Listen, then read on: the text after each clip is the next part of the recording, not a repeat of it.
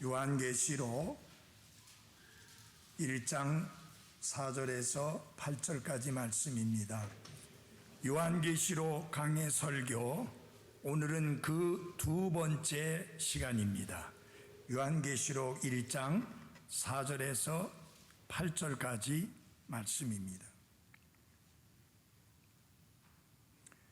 요한은 아시아에 있는 7 교회에 편지하노니 지금도 계시고 전에도 계셨고 앞으로 오실 분과 그분의 왕좌 앞에 계신 7 영과 또 신실한 증인이시요 죽은 자들 중에서 처음 나신 분이시며 땅의 왕들의 통치자이신 예수 그리스도로부터 은혜와 평강이 너희에게 있기를 원하노라.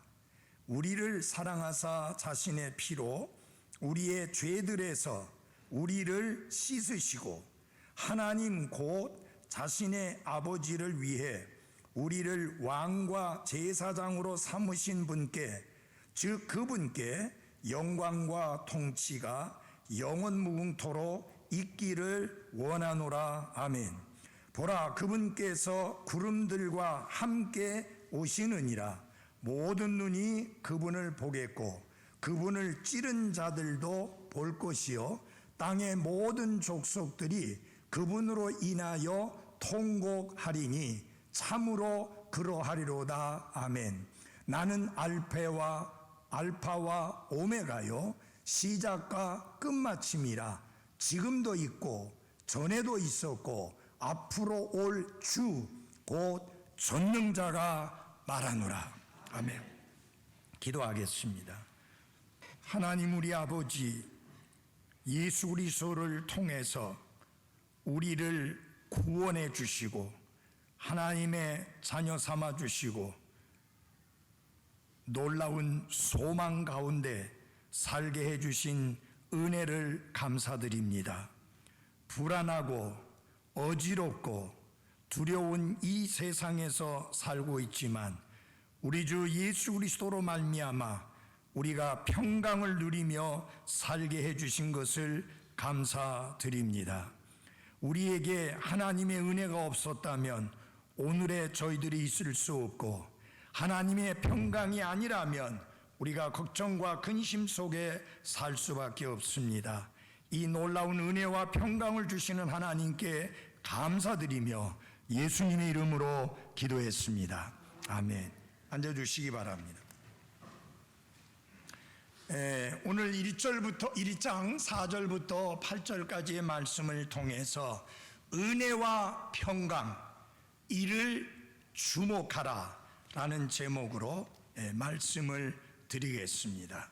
사도 요한은 이 요한계시록의 일반적인 특징과 그리고 그 내용에 대하여 1절로부터 3절까지 말씀을 통해서 잘 소개하고 난 다음에 아시아에 있는 7 교회에 은혜와 평강이 너희에게 있기를 원하노라 라는 인사를 합니다. 참고로 아시아에는 7 교회만 있지는 않았습니다. 드로아 교회도 있었고 골로새 교회도 있었고 히에라폴리스 교회도 있었습니다. 그런데 하나님께서 특별히 7 교회를 콕 집어서 7 교회에 편지를 보내게 하신 것입니다. 자, 은혜 생각하면 이 신약 시대를 사는 그리스도인인 여러분과 저의 삶을 특징 짓는 것이다 라고 할 수 있습니다. 오늘 우리가 이 자리에 모일 수 있는 것은 하나님의 은혜입니다. 제가 여기에서 하나님의 말씀을 선포할 수 있는 것도 하나님의 은혜입니다. 매일매일 우리가 이 위험 속에서도 건강하고 안전하게 지낼 수 있는 것도 하나님의 은혜입니다. 하나님의 은혜가 아니면 나의 나 된 것이 있을 수 없듯이 오늘의 내가 있을 수 없으니 이 아침에 우리 모두 하나님의 은혜에 감사하는 한 분 한 분들이 되시기를 바랍니다. 평강은 구약 시대의 하나님의 자녀들에게 하나님의 사람들의 특징이라고 말씀드릴 수가 있습니다. 그래서 여기 이스라엘 백성들은 무엇을 중요하게 여겼느냐? 평강을 중요하게 여겼습니다. 그래서 제사장이 자기네들의 고을에 갑자기 나타나면 평강을 위해서 오셨습니까? 라고 물을 정도로 이스라엘의 관심사는 평강입니다. 그래서 그들은 인사할 때 뭐라고 인사합니까? 샬롬, 평화라는 말 인사를 합니다. 여러분, 그들의 배경을 보면 충분히 이해가 됩니다. 계속적으로 외세의 공격을 당하고 전쟁을 수많이 치른 나라가 이스라엘이에요. 그렇기 때문에 그들이 정말 원하는 게 뭐냐? 평강입니다. 자, 그런데 여기에 특징이 좀 있습니다. 은혜와 평강이 너희에게 있기를 원한다 라는 말씀은 고대 세계의 전형적인 인사말이고 표준적인 인사말입니다. 물론 여러분과 제가 편지를 쓸 때에 쓰는 인사말하고는 좀 다르지만 은혜와 평강이 있기를 원하노라 라는 것이 그때 당시에 표준적인 인사였었습니다. 그런데 지금 조금 전에 본 이 인사말은 상당히 특이합니다. 왜냐하면 사도 바울이 이 은혜와 평강이 있기를 원하노라라는 인사말을 잘 사용하는 대표적인 하나님의 사람인데 주로 뭐라고 말하느냐? 하나님 우리 아버지와 주 예수 그리스도께로부터 너희에게 은혜와 평강이 있을지어다. 주로 이렇게 인사말을 했습니다. 하나님 우리 아버지와 주 예수 그리스도께로부터 은혜와 평강이 있을지어다. 그런데 지금 사도 요한은 은혜와 평강을 말하기는 하는데 인사가 좀 특이합니다. 지금도 계시고 전에도 계셨고 앞으로 오실 분과 그분의 왕자 앞에 계신 일곱 영과 또 신실한 증인이시요 죽은 자들 중에서 처음 나신 분이시며 땅의 왕들의 통치자이신 예수 그리스도로부터 은혜와 평강이 너희에게 있기를 원하노라. 이렇게 문안 인사를 합니다. 좀 다르죠? 그것을 발견할 수가 있습니다. 그런데 요한계시록을 보면 특징이 있는데요. 지금 1장에서 무엇으로 시작합니까? 은혜로 시작합니다. 그런데 요한계시록 22장 21절이 제일 마지막 절인데 그 요한계시록 마지막이 무엇으로 끝마치는가? 은혜로 끝마칩니다. 그래서 은혜로 시작해서 은혜로 끝마침하는 것이 요한계시록의 특징이다. 그래서 22장 21절에 보면 우리 주 예수 그리스도의 은혜가 너희 모두와 함께 있기를 원하노라. 아멘. 여러분, 그리스도인의 삶은 은혜로 시작해서 은혜로 마치는 것이다 라고 말씀드릴 수 있고, 매일매일 여러분과 저의 삶에는 하나님의 은혜가 필요합니다. 네.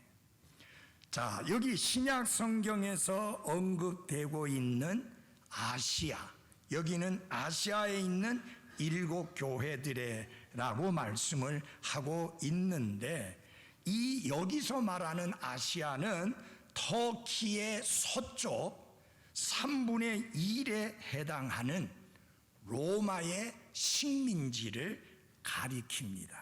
지금은 소아시아라고 그렇게 부르고 있고요. 아시아 대륙과 혼동해서는 안 됩니다. 그래서 이 7 교회가 다 어디 있느냐? 터키 지역에 있습니다. 제가 터키를 방문했을 때 이 7 교회는 다 가보지는 못했지만 그게 전부 다 터키에 있었던 교회들이었습니다. 어쨌든 중요한 것은 그게 아니고 일단은 아시아 대륙과 혼돈은 하지 마라. 우리나라는 거기에 포함되지 않는다라고 하는 것입니다. 자, 은혜와 평강, 이것을 주목하라고 했는데, 왜냐? 우리가 은혜에 대해서 잘 알고 있어야 합니다. 왜냐하면 은혜는 하나님 앞에 서 있는 그리스도인의 입장, 그리스도인의 지위와 그리스도인의 자세를 나타내는 게 은혜입니다. 여러분, 하나님 앞에서 우리가 서 있고 하나님 앞에 가까이 나아갈 수 있고 하나님께서 때를 따라 주시는 놀라운 그분의 복을 구하기 위해서 하나님의 왕자에까지 나아갈 수 있는 게 무엇이냐? 은혜입니다. 그래서 하나님 앞에서의 우리의 입장은 은혜를 가리키고 있는 것입니다. 평강은 무엇이냐면 그 은혜스러운 하나님으로 말미암아 여러분과 제가 매일매일 경험하는 경험을 나타냅니다. 사랑하는 그리스도인 여러분, 하나님의 은혜로 말미암아 매일매일 삶 속에서 하나님의 평강을 누리는 한 분 한 분들이 되시기를 바랍니다. 우리의 상황이 항상 좋을 수는 없습니다. 우리의 육체적 건강이 항상 강건할 수만은 없습니다. 우리가 하는 사업, 우리가 하는 자영업, 이것이 항상 잘 풀리고 잘 될 수만은 없습니다. 그러나 모든 생각과 모든 이해를 뛰어넘는 하나님의 평강이 여러분의 생각과 마음을 다스림으로 말미암아 매일매일 살아가는 여러분의 삶의 경험이 평강을 누리는 삶이 되어지기를 바랍니다. 평화로다. 위로부터 내려오는 평화라고 외칠 수 있는 그런 복된 삶이 되어지기를 기도합니다. 은혜라고 하는 것은 그리스도인들에 대한 하나님의 태도를 잘 보여주고 있습니다. 여러분, 하나님이 여러분과 저를 대할 때 어떻게 대하느냐? 공의로 대하신다면 우리 가운데 한 사람도 살아남을 수 없어요. 하나님이 여러분과 저를 은혜로 대해 주시기 때문에 우리가 매일매일 복된 삶을 살아갈 수 있는 것입니다.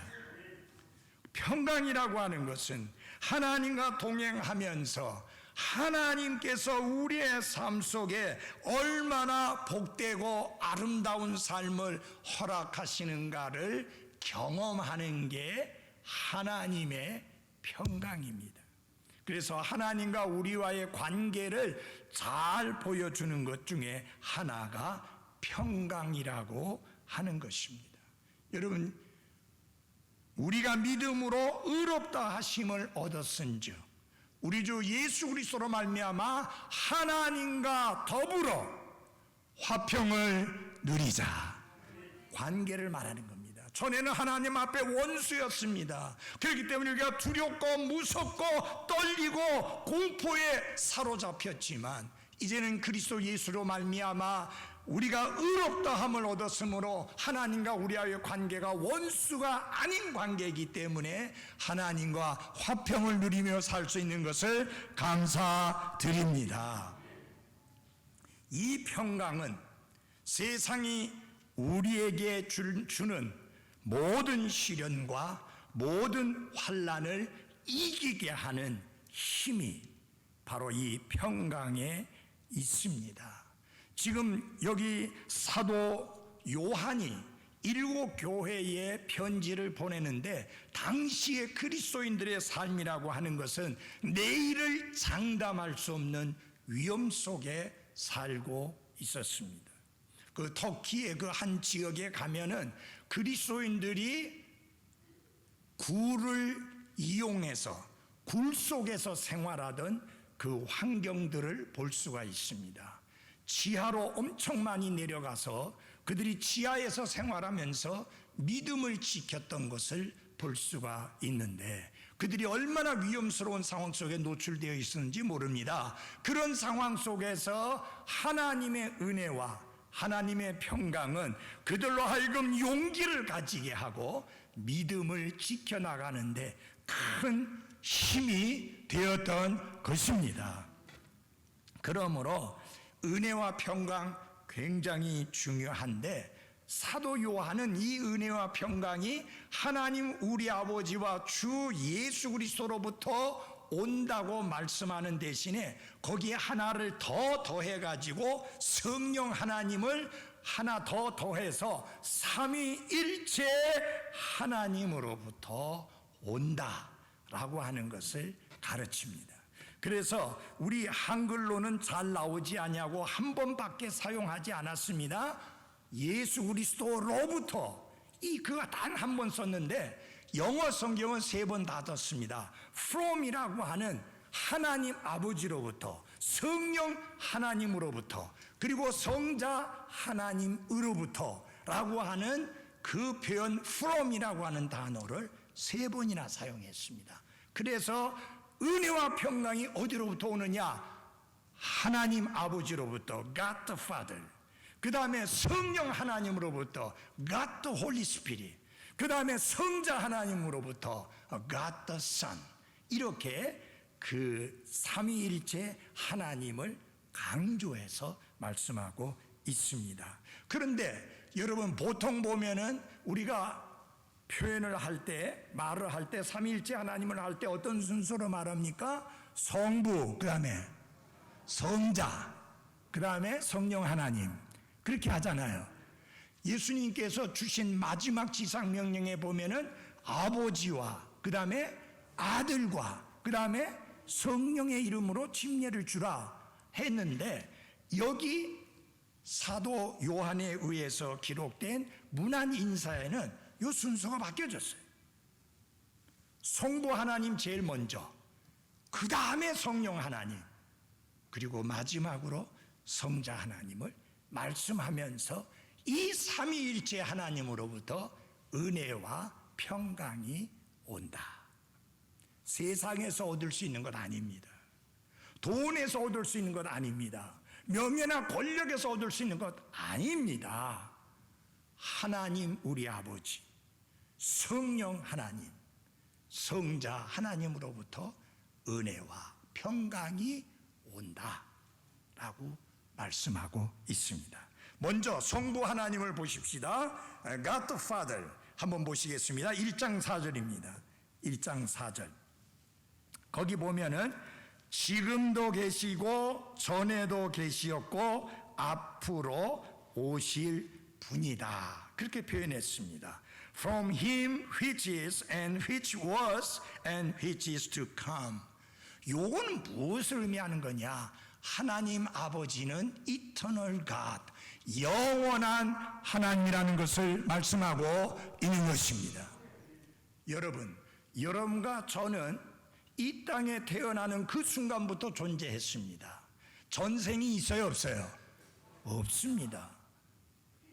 없어요, 우리는. 그러므로 전에도 계셨고 지금도 계시고 앞으로 오실 분이라고 하는 이것은 하나님 아버지가 어떤 분이시냐? 영원하신 하나님이시다 라는 것을 가르치고 있는 말씀입니다.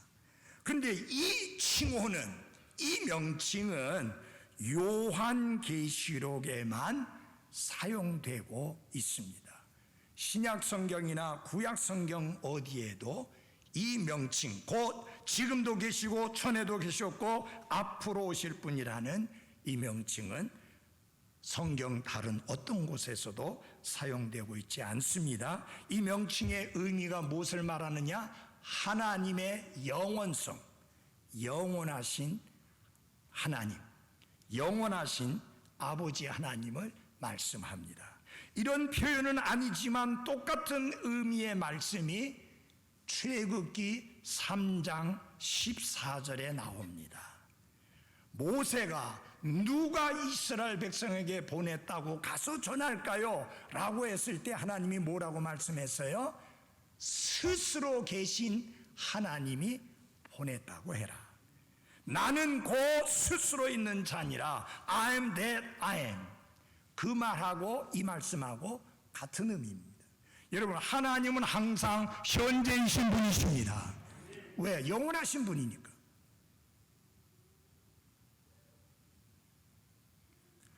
이 말씀 속에는 영원하신 하나님이실 뿐만 아니라 또한 과거와 현재와 미래의 모든 것을 주관하고 다스리시는 하나님이시며, 그분은 영원하신 분이시고 모든 것을 초월하여 계시는 하나님이시다 라고 하는 것을 가르쳐 주시는 말씀입니다. 바로 그 하나님 아버지가 모든 은혜와 모든 평강의 원천이요 근원이시다 라고 하는 것입니다. 그분이 전에도 계셨고 지금도 계시고 앞으로 오실 영원하신 하나님이시기 때문에 지난 세기에 이스라엘을 도우셨던 하나님, 또한 초대교회 성도들을 돌아보고 챙기셨던 그 하나님, 21세기를 살아가는 여러분과 저를 챙기시고 도우실 수 있는 놀라운 권능의 하나님이십니다. 그 하나님께로부터 뭐가 온다고요? 은혜와 뭐예요? 평강이 온다.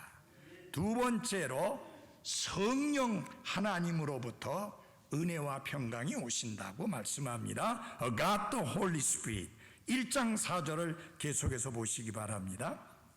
어떤 말씀이 나옵니까? 그분의 왕자 앞에 계신 뭐가? 일곱 영이라 했습니다. From the seven spirits which are before his throne.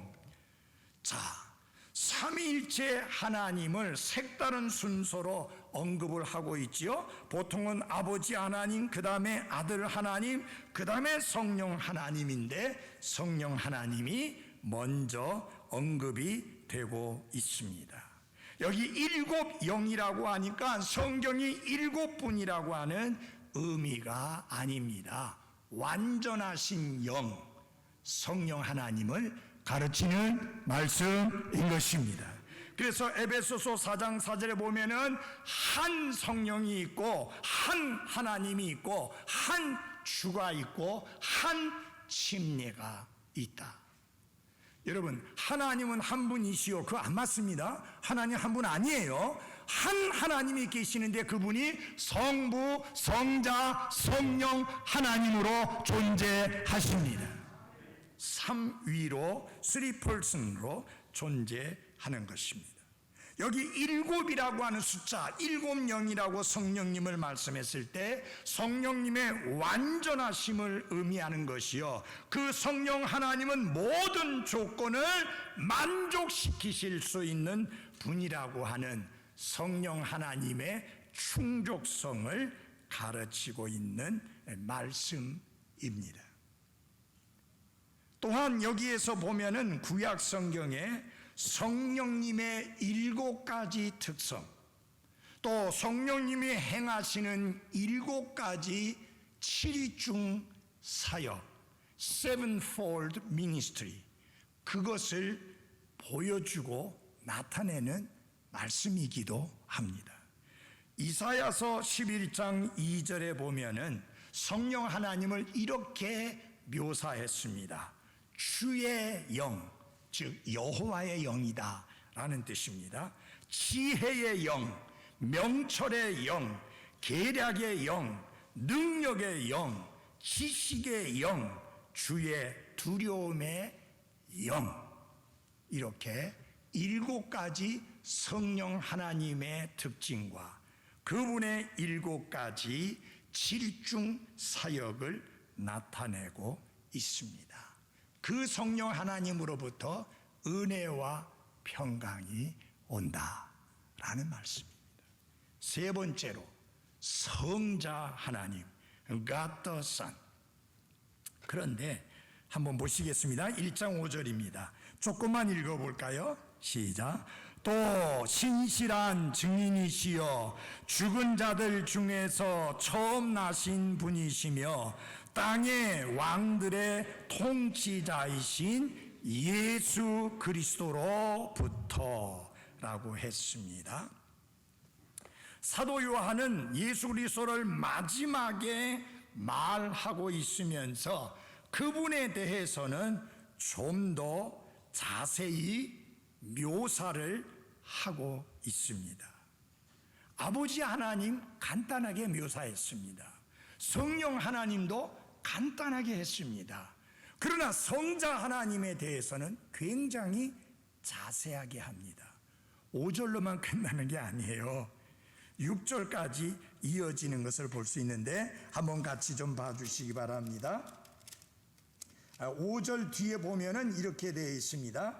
우리를 사랑하사 자신의 피로 우리의 죄들에서 우리를 씻으시고 하나님 곧 자신의 아버지를 위해 우리를 왕과 제사장으로 삼으신 분. 굉장히 자세한 설명이 나옵니다. 맞아요? 하나님 아버지 간단해요. 지금도 계시고 전에도 계시고 앞으로 오실 분 딱 간단해요. 성령 하나님은 더 간단해요. 왕자 앞에 7명. 그런데 예수 그리스도에 대해서는 신실한 증인이요 죽은 자들 중에서 처음 나신 분이요 땅의 왕들의 통치자시요 우리를 사랑하신 분이요 우리의 죄들을 씻어주신 분이요 우리를 왕과 제사장으로 삼으신 분이요 이렇게 많은 설명이 나옵니다. 왜 특별히 예수 그리스도에 대해서는 이렇게 많은 말씀을 할까요? 요한계시록의 주제가 예수 그리스도이시기 때문인 것입니다. 그래서 여기서 성자 하나님을 갖다 싼 성자 하나님을 소개하면서 그분의 삼중의 직분, 세 가지 직분을 지니신 분으로서 threefold office, 세 가지 직분을 가지신 분으로서 소개합니다. 첫째, prophet, 대언자. 두 번째, priest, 제사장. 세 번째, king, 왕으로. 이렇게 삼중적인 직분을 가지신 분으로 소개를 하고 있습니다. 역사에 그런 존재가 있었나요? 없었나요? 없었습니다. 대언자이면서 제사장이면서 왕이었던 그런 존재가 없었습니다. 예수 그리스도만이 우리의 대언자요 우리의 제사장이시여 우리의 왕이심을 찬양드립니다. 먼저 그 대언자로서 예수님은 어떤 분이시냐?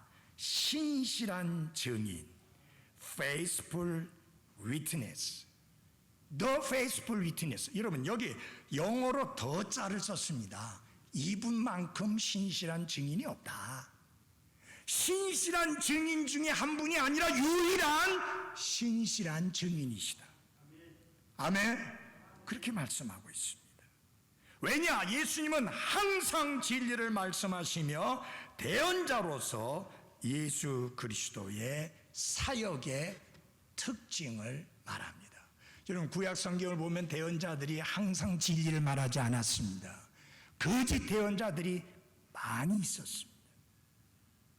그러나 예수 그리스도는 항상 진리를 말씀하셨고 예수 그리스도는 대언자로서 구원의 복음을 증언하며 하나님 아버지를 사람들에게 증언하기 위해서 오셨습니다.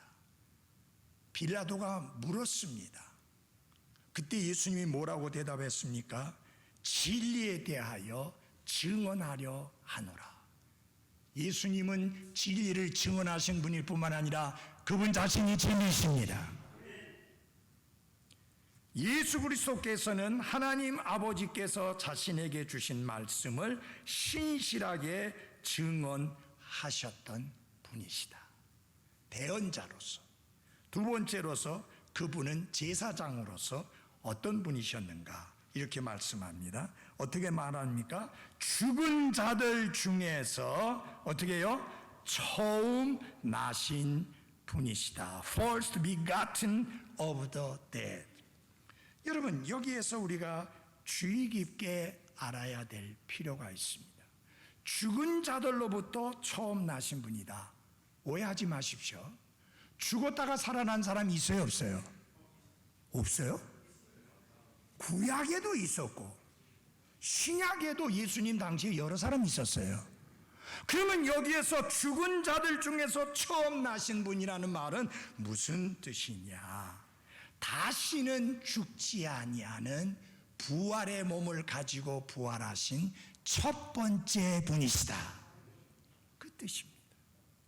이것은 존귀한 최고의 부활을 하신 분이라고 하는 의미인 것입니다.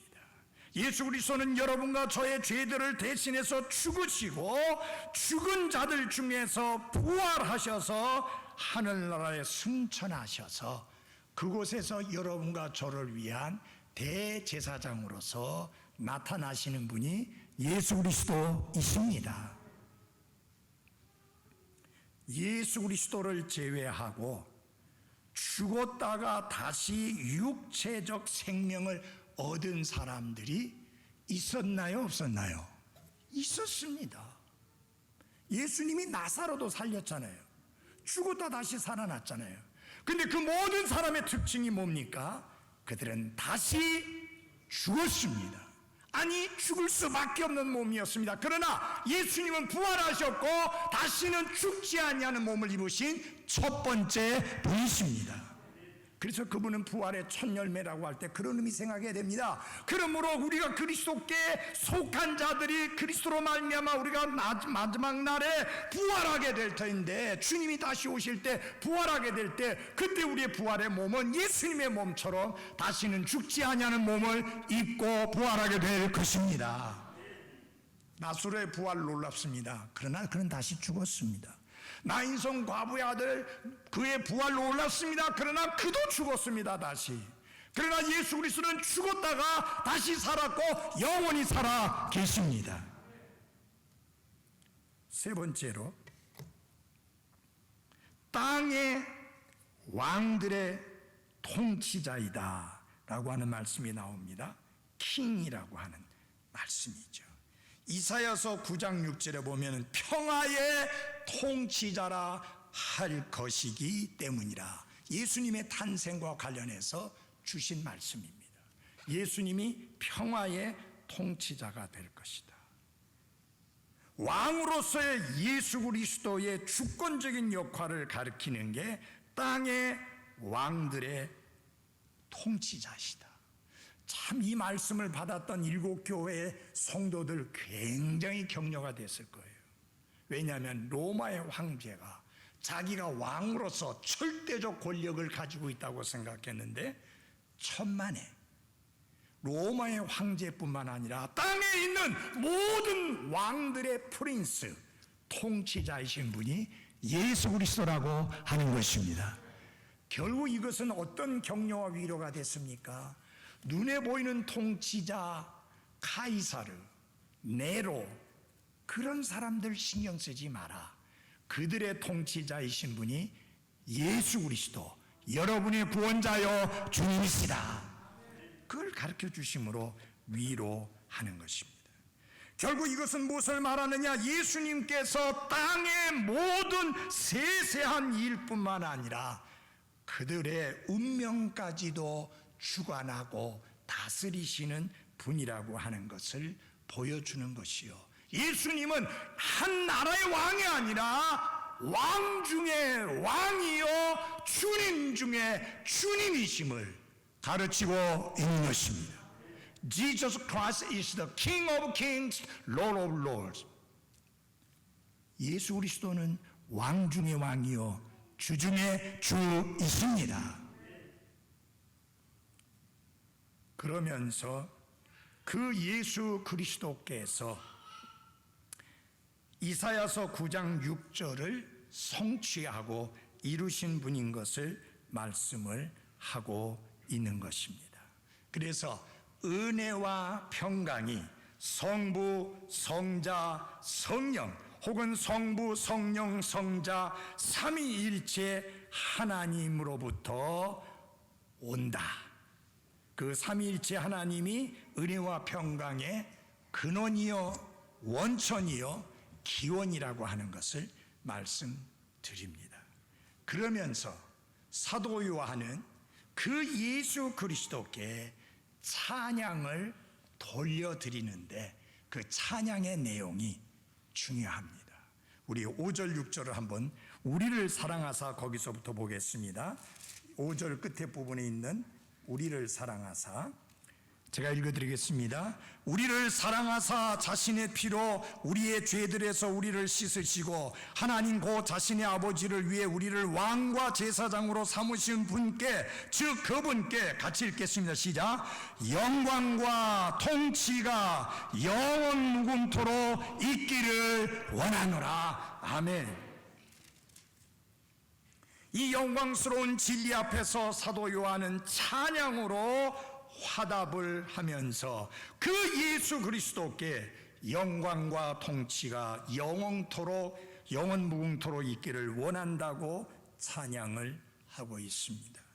요한계시록은 1차적으로 고난과 핍박 속에 있었던 성도들, 곧 내일을 장담할 수 없었던 성도들을 위해서 주신 하나님의 말씀입니다. 그러나 그게 전부는 아닙니다.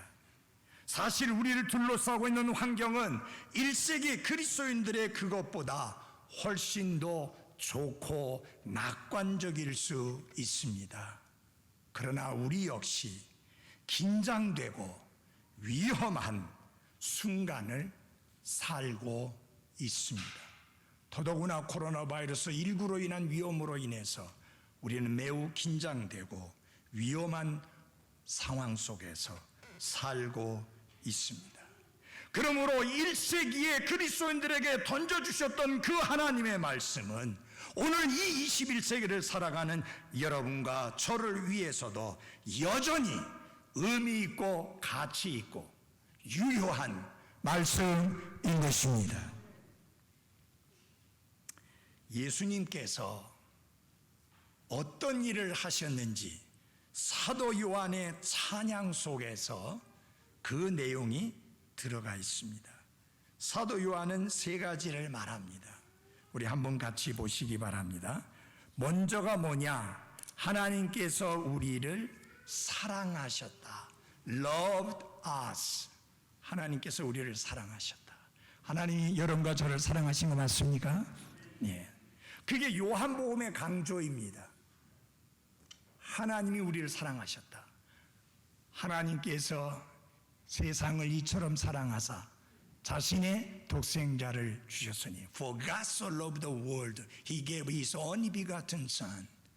사랑하사 독생자를 주셨다. 그게 요한복음의 강조입니다. 그래서 요한복음에서는 무엇을 강조하느냐? Believe, 믿음을 강조합니다. 요한복음에 왜 기록되어졌느냐? 예수께서 하나님의 아들이심을 믿게 하려 하며 그 믿음으로 말미암아 무엇을 얻게 하려 함이라? 생명을 얻게 하려 함이라. Life received. 생명을 얻게 하려 함이라. 그 다음에 여기 사도 요한은 또 이야기합니다. 그리스도께서 우리를 무엇을 하셨느냐? 우리를 씻으셨다. 우리를 씻기셨다. Wash us. 우리를 씻겨주셨다. 그것은 다른 말로 말씀드려서 죄에서 자유케 하셨다 라는 뜻입니다. 이게 어떤 것의 강조냐? 요한 서신의 강조입니다. 그래서 요한 서신에서는 어떤 것을 말씀하고 강조하냐? Be sure, 확신을 가져라. 하나님의 아들을 믿는 너희에게 이것을 기록한 것은 너희에게 생명이 있음을 알게 하려 함이라. 확신하게 하려 함이라. 아멘. 그래서 우리가 확신하고 살도록 하기 위함이고, 그 다음에 이 확신 속에서 그분의 생명을 우리는 드러내 보이는 삶을 살아야 합니다. Life revealed. 드러내 보이는 삶을 살아야 합니다. 생명이 있어요? 이렇게 몇 사람만 가지고 있어요? 예수 그리스도께로도 생명을 받으셨습니까? 그 생명을 드러내 보여야 된다. 그게 요한서신의 강조점입니다. 예. 그 다음에 뭐냐? 마지막에 예수 그리스도께서 우리를 어떻게 하셨대요? 우리를 왕과 뭐예요? 제사장으로 삼으셨다는 말이 만드셨다 그 말이에요. Made us kings and priests. 우리를 왕과 제사장으로 삼으셨다. 너무 놀랐잖아요. 사는 여러분, 기죽지 마십시오. 여러분 왕이십니다. 왕이라도 별로 안 좋아하시네. 여러분, 왕이십니다. 예수 그리스도께서 여러분과 저를 왕과 제사장으로 삼으셨습니다. 그분은 제사장으로서 우리에게, 대언자로서 우리에게 구원을 가져다 주셨습니다. 그분은 제사장으로서 우리를 성화시키시는 분이십니다. 그리고 왕으로서 그분은 주권을 가지고 다스리시는 분이십니다. 그걸 강조하는 게 뭐냐? 요한계시록입니다. 그래서 요한계시록의 핵심 내용은 뭐냐? Be ready. 예비된 삶을 살아라. 준비된 삶을 살아라. 준비하라. Are you ready? 준비됐습니까? 준비된 삶을 살아라 하는 것입니다. 그리고 우리의 삶은 보상을 받는다. Life rewarded. 우리의 삶은 보상을 받는다. 사는 여러분, 왜 우리가 이 세상의 환난과 핍박과 비난과 조롱과 비웃음 속에서도 든든하게 우리의 믿음을 지켜나가느냐? 주께서 보상해 주실 것을 믿기 때문인 것입니다.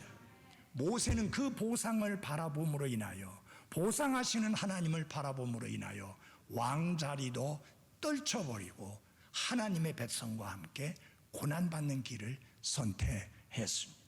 그게 요한계시록의 강조다라고 하는 것입니다. 자, 이제 사도 요한은 아멘으로 이 절정을 이루는 찬양과 경배의 기도를 올리도록 촉구했습니다. 맨 끝에 가서 아멘 했잖아요. 그 말은 뭐냐면은 여러분과 저도 그렇게 되기를 원합니다 라고 화답하라는 이야기예요. 아멘. 그 예수 그리스도께, 그 하나님 아버지께, 그 성령 하나님께 영광이 영원 무궁토로 있기를 원하노라 하면은 여러분과 저는 어떻게 화답해야 됩니까? 아멘 하고 화답해야 하는 것입니다. 우리도 그렇게 되기를 원하니까. 자, 그러면서 사도 요한은 요한계시록의 핵심 주제 중에 하나인 놀라운 진리를 가르쳐 주는데, 그게 뭐냐? 예수 그리스도의 재림입니다. 이 재림을 말할 때 두 가지를 이야기합니다. In the air, 공중에 오시는 것. 그것을 우리가 뭐라고 표현합니까? rapture, sure라고 합니다. 그 다음에 on earth, 땅에 오시는 것. 그것을 지상재림이라 하죠. revelation이라고 합니다. 왜 그러냐? 모든 사람의 눈이 볼 수 있게 오시기 때문에, 드러나 보이게 오시기 때문에 revelation이라는 표현을 씁니다. 그때는 공중에 오는 게 아니라 땅에 오십니다. 지금부터 말씀은 공중에 오시는 것과 관련된 내용이 아니라 땅에 오시는 것과 관련된 내용입니다. 다 같이 1장 7절을 봐주십시오. 1장 7절. 1장 7절을 함께 앞부분만 읽겠습니다. 시작.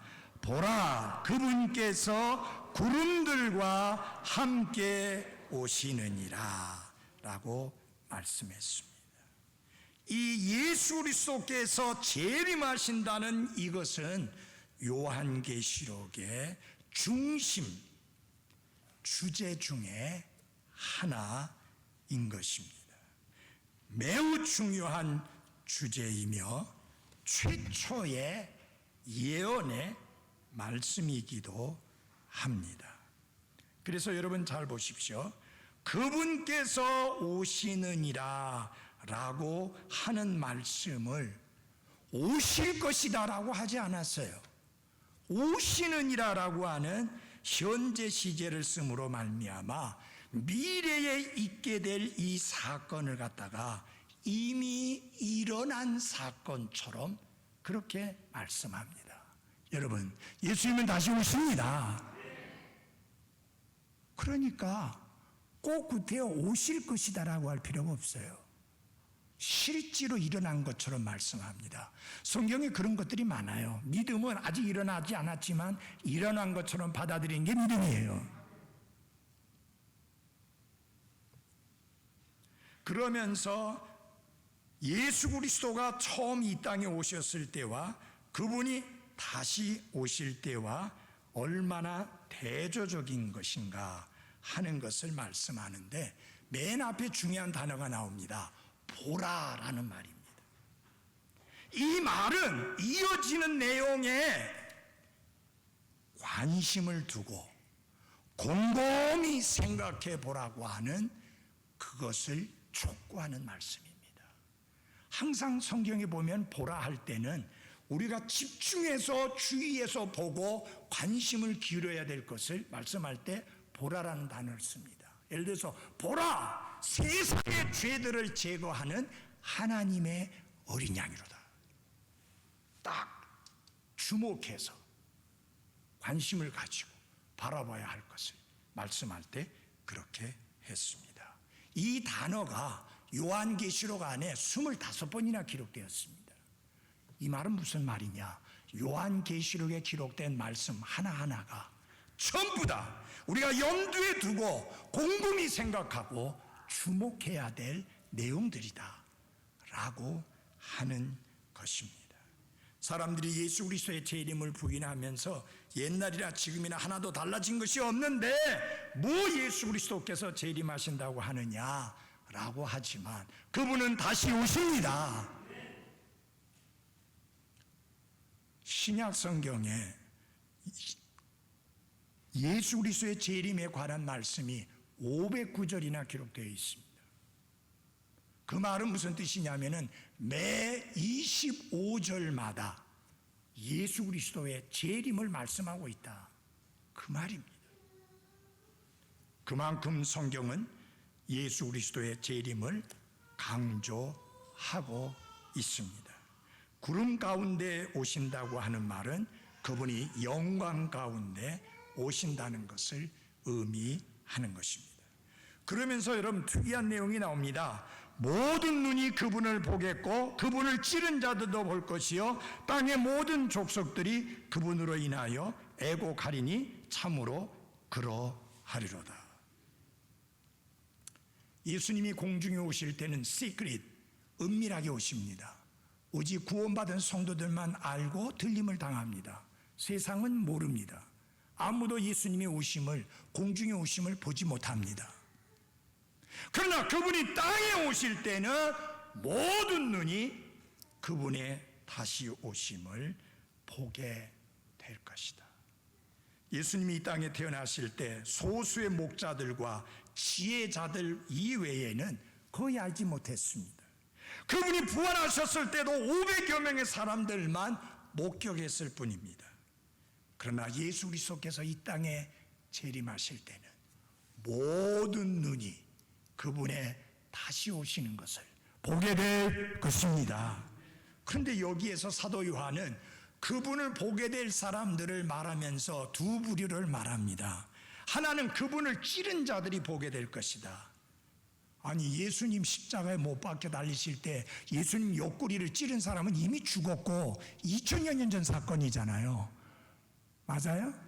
그런데 그분을 찌른 자들이 볼 것이다 라는 것은 무엇을 의미하고 나타내는 것이냐? 그분을 대적하고 그분을 거역하고 그분을 부인하고 그분을 믿지 않는 자들이 보게 될 것이다. 유대인들을 말합니다. 그들이 뭐 할 거라고 그랬어요? 애곡할 것이다. 슬피 울 것이다. 왜?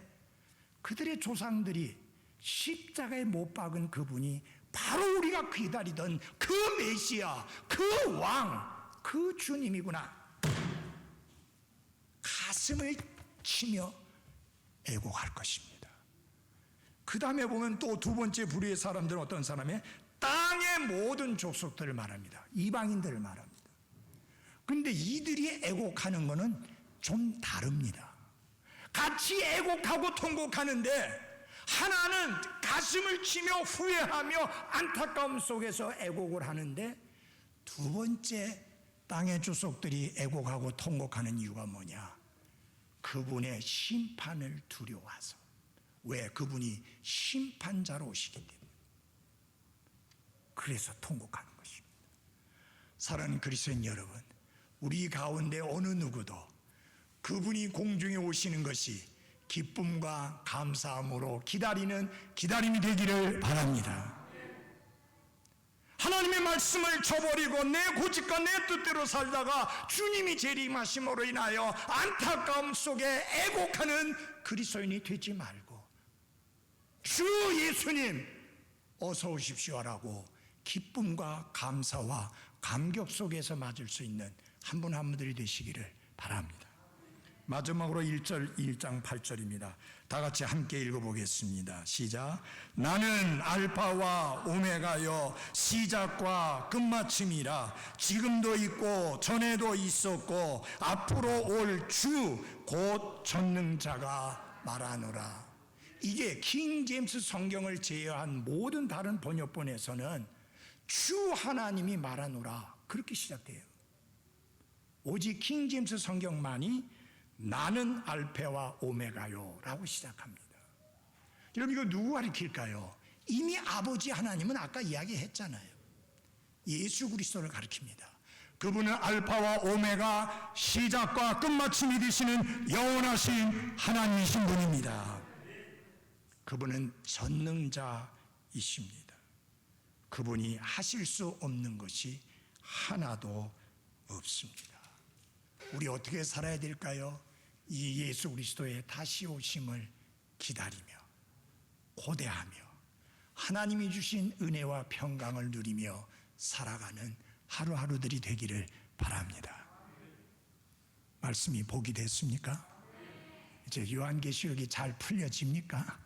예, 다음 주부터는 조금 어려워집니다. 이제. 다음 주 설교는 9절부터 1장 마지막 절 20절까지 말씀을 전하겠습니다. 미리 읽어오시기 바랍니다. 여러분 제가 수요일에 미리 읽어오시라는데 읽어오셨어요? 예, 다음 주에 9절부터 20절까지 꼭 읽어오시기를 바랍니다. 이 놀라운 주님을 찬양드리며 기도하십시다.